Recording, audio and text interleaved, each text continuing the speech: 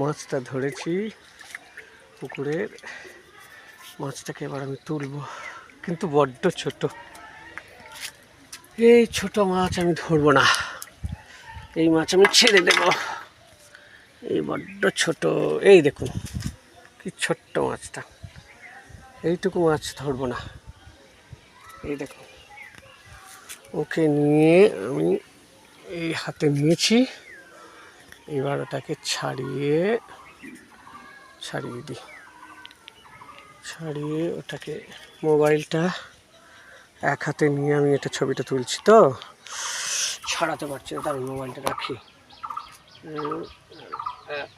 এইবার ওকে ছাড়িয়েছি, ওকে ছাড়িয়ে এই মাছটাকে আমি এবার, এই দেখুন মাছটা আমার হাতে, ওকে আমি জলের মধ্যে ছেড়ে দেবো।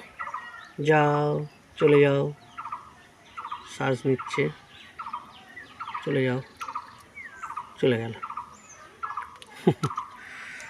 চলে গেল। হাতটা ধুয়ে নি। ব্যাস, ইচ্ছা ছিল যে কিছু মাছ ধরবো, কতগুলো মাছ ধরা হয়েছে। এই মাছটাকেও, এটা ছোট বলে ছেড়ে দিলাম, আগেও অনেক মাছ ছেড়ে দিয়েছি। এই পুরো পুকুরটা, চত্বরটা আমার শ্বশুরবাড়ির, শ্বশুরমশাইয়ের। এটা আমার ছিপটা, এটা ওনাদের বাড়ি, পুরো চত্বরটাই ওনাদের। টাওয়ার লাগানো আছে লোকেশন, পুরো চত্বরটা গাছপালায় ভর্তি, খুব সুন্দর মনোরম প্রাকৃতিক পরিবেশ। এইটা হচ্ছে বাঁধানো ঘাটটা, এইটা দিয়ে আমি বাড়ি ঢুকি, এই রাস্তায় আসি, এইটা দিয়ে বাড়ি ঢুকি। এটা পুরোটা ভেতরে আরও আছে। ঠিক আছে, এই পুকুরে মাছ ধরার দৃশ্য আবার বিকালে করব, তখন আপনাদের দেখাবো।